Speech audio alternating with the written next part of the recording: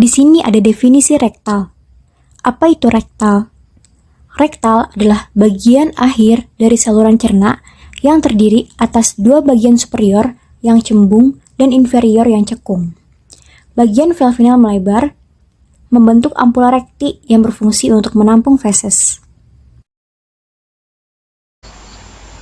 Selanjutnya yaitu pokok bahasan yang pertama, yaitu mengenai anatomi dan fisiologi. Anatomi dan fisiologi yang akan dibahas yaitu anatomi dan fisiologi dari rektum, yang merupakan tempat pemberian obat rute rektal. Gambar A ini merupakan anatomi dari usus besar. Usus besar terdapat 6 bagian. Yang pertama adalah sekum. Sekum merupakan kantong yang terletak di bawah muara ileum pada usus besar. Panjang dan lebarnya kurang lebih 6 cm dan 7,5 cm. Pada sekum, di sini terdapat appendix, umbai cacing, atau sering kita sebut usus buntu. Nah, fungsi dari umbai cacing ini belum diketahui secara pasti. Bagian selanjutnya yaitu ada kolon ascendens. Ini merupakan kolon yang menuju ke atas. Panjangnya itu sekitar 20-25 cm dengan diameter 7 cm. Terletak sebelah kanan rongga abdomen. Bagian selanjutnya yaitu kolon transversum. Kolon transversum panjangnya itu sekitar 35 cm. Terletak tepat di bawah perut dan menjalar dari kanan ke kiri. Kolon transversum melekat pada perut akibat adanya kerja dari sekelompok jaringan yang disebut omentum. Selanjutnya, ada kolon descendens. Kolon descendens ini mengarah ke bawah, terletak di bagian kiri perut dan berakhir pada kolon sigmoid. Panjangnya itu sekitar 25 cm. Nah, selanjutnya ada kolon sigmoid. Mengarahnya itu melintang. Sering disebut juga sebagai kolon pelvinum. Panjangnya itu kurang lebih 40 cm dan berbentuk lengkungan huruf S. Selanjutnya, ada rektum dan anus. Fungsi dari keseluruhan usus besar secara umum yaitu memindahkan makanan, menyerap air, menyerap vitamin, mengurangi pH atau keasaman, melindungi dari infeksi, dan mengeluarkan kotoran. Selanjutnya yaitu anatomi dan fisiologi dari rektum atau anus. Bagian-bagian dari anus yang pertama yaitu kanalis anal. Anal kanal atau kanalis anal merupakan sebuah saluran dengan panjang sekitar 4 cm yang dikelilingi oleh sfinkter anus. Ini sfinkter anus. Bagian atasnya dilapisi oleh mukosa glandular rektal. Fungsi kanal ini merupakan sebagai penghubung antara rektum dengan bagian dari luar tubuh. Bagian selanjutnya yaitu rektum. Yang ini. Rektum sebenarnya merupakan organ yang berbeda dengan anus. Rektum merupakan ruangan dengan panjang sekitar 12-15 cm yang terletak setelah kolon atau usus besar. Fungsi rektum ialah untuk menampung feses sementara.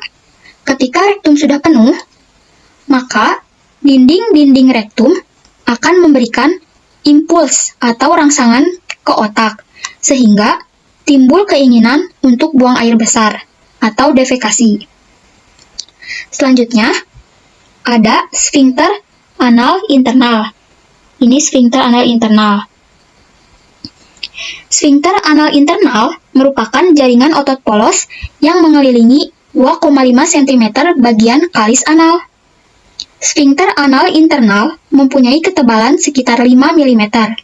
Karena disusun oleh serat otot polos, maka kerja dari sfinkter ini berlangsung secara tidak sadar dan tidak dapat dikontrol. Fungsi dari sfinkter anal internal ialah untuk mengatur pengeluaran feses saat buang air besar agar feses tidak kembali masuk ke dalam usus. Bagian selanjutnya yaitu sfinkter anal eksternal. Ini. Sfinkter anal eksternal merupakan jaringan otot lurik berbentuk elips yang melekat pada dinding anus. Panjangnya sekitar 8-10 cm. Fungsi dari sfinkter anal eksternal ialah untuk membuka dan menutup kanalis anal.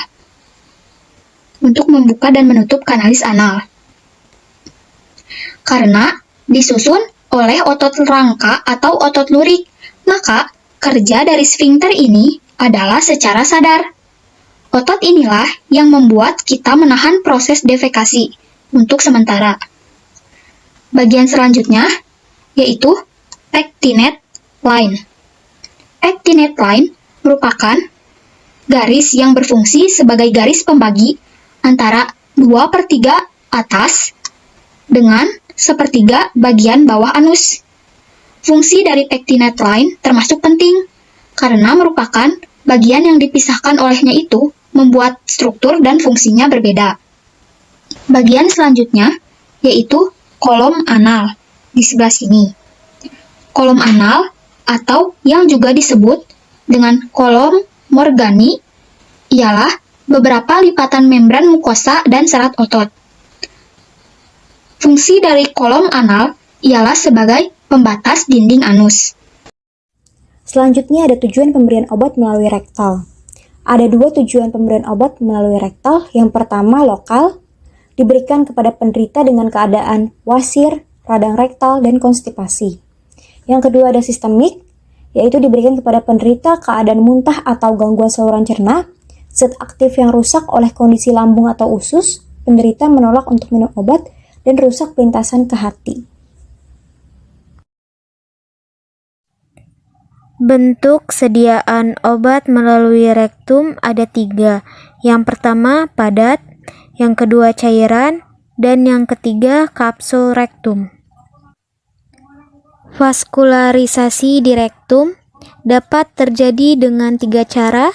Yang pertama lewat pembuluh darah secara langsung, yang kedua lewat pembuluh darah getah bening, dan yang ketiga lewat pembuluh darah secara tidak langsung. Keuntungan dan kerugian penggunaan obat rektal. Keuntungan pemberian obat lewat rektal yang pertama, bentuk sediaan relatif besar dapat ditampung dalam rektum. Kedua, rute rektal aman dan nyaman bagi pasien usia lanjut dan muda. Ketiga, pengenceran obat diminimalkan karena volume cairan residu rendah. Keempat, adjuvans absorpsi memiliki efek lebih jelas daripada di saluran pencernaan bagian atas. Kelima, enzim degradatif dalam lumen rektal berada pada konsentrasi yang relatif rendah. Yang keenam, eliminasi lintas pertama atau first pass elimination obat oleh hati dihindari sebagian. Dan yang terakhir, rute rektal sering digunakan ketika pemberian bentuk sediaan melalui mulut tidak sesuai, misalnya dengan adanya mual dan muntah pada pasien tidak sadar jika menderita penyakit pencernaan bagian atas yang dapat mempengaruhi absorpsi obat, atau jika rasa obat tidak menyenangkan, atau labil atau asam. Adapun kerugian obat yang diberikan melalui rektal, yaitu yang pertama, awal aktivitas terapi obat atau onset lebih lambat dibanding dengan cara pemberian lain. Yang kedua, jumlah zat aktif atau bioavailabilitas yang diserap relatif lebih kecil dibanding dengan cara pemberian lain. Selanjutnya yaitu mekanisme kerja supositoria. Dibagi menjadi 2, ada efek lokal dan efek sistemik. Secara sederhana, mekanisme kerja supositoria pada efek lokal yaitu dengan merangsang usus dengan refleks sehingga menyebabkan defekasi. Kemudian pada sistemik yaitu mengandung senyawa yang dapat diabsorpsi dan berefek pada organ lain selain rektum.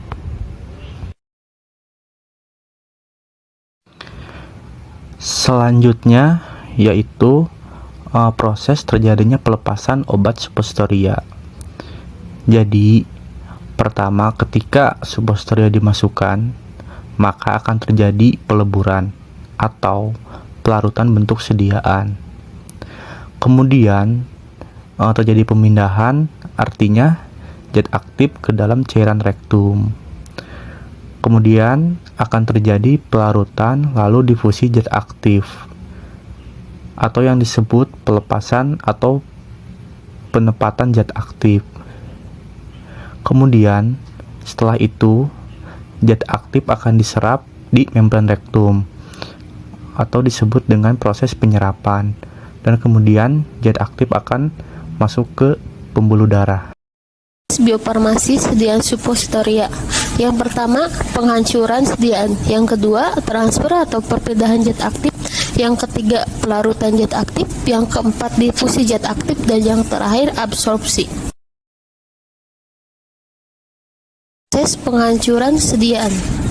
Basis lemak melebur pada suhu 32,6 sampai 37,6 derajat Celcius. Dan yang kedua, basis larut air melarut dan keseluruhan proses tidak boleh lebih dari 10 menit. Ketika pelepasan dan penyerapan zat aktif. Yang pertama, pelepasan. Faktor yang mempengaruhi pelepasan yaitu penghancuran sediaan dan transfer zat aktif ke dalam cairan rektum. Yang kedua, penyerapan atau absorpsi. Faktor yang mempengaruhi penyerapan, yang pertama, kedudukan supositoria setelah pemakaian, waktu serap supositoria dalam rektum, pH cairan rektum, dan konsentrasi darah. Evaluasi biofarmasetika diuji in vitro. Yang pertama ada jarak suhu lebur basis, yang kedua kecepatan pelelehan basis, yang ketiga kecepatan pelarutan basis, yang keempat viskositas basis, dan yang terakhir disolusi. Uji ketersediaan hayati. Absolut yaitu mengukur kadar obat dalam darah dari pemberian melalui rektal dibandingkan dengan penggunaan melalui intravena. Yang kedua ada relatif, yaitu membandingkan ketersediaan hayati dengan bentuk sediaan lain dengan rute yang sama atau berbeda. Di slide terakhir yaitu ada kesimpulan. Yang pertama yaitu pemberian obat rektal memiliki dua mekanisme kerja, lokal dan sistemik. Yang kedua, panjang total rektal pada orang dewasa 15-19 cm, 12-14 cm bagian valvinal, dan 5-6 bagian perineal. Yang ketiga, bentuk sediaan obat rektal, padat, cairan, dan kapsul rektum. Yang terakhir, yaitu waktu pemberian obat yang tepat saat fos defecatio agar obat tidak cepat dikeluarkan sebelum absorpsi. Sekian dari kelompok kami, kurang lebihnya mohon maaf. Terima kasih atas perhatiannya.